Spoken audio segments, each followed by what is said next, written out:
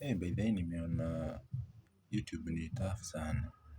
Ukijaribu kuposti video ambayo iko na sauti ya music, hiyo account yako ya YouTube inakuwa kwa hatari kwa kufungwa.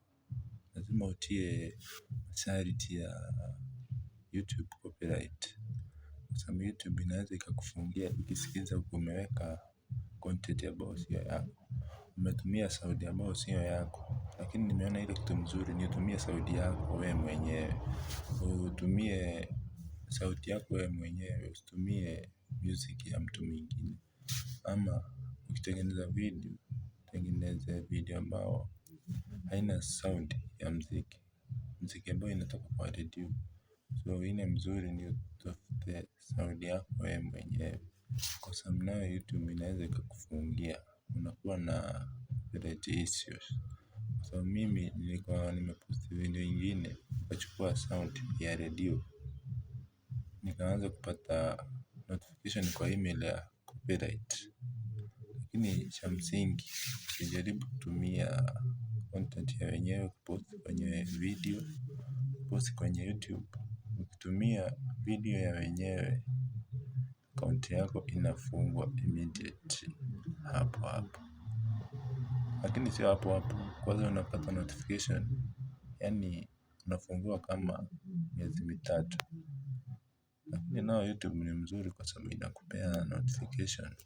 Yaani inakukumbusha. Kwanza unaambiwa tuseme ni kama unastakiwa miezi kama mitatu hivi. Lakini cha msingi nimejifunza usitumie content ya wenyewe.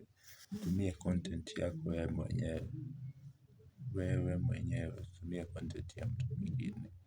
Kama unataka kuelewana na YouTube copyright, tumie content yako wewe mwenyewe, usitumie content ya mtu mwingine, tumia yako wewe mwenyewe. Nasikia kichwa ngumu kama mimi.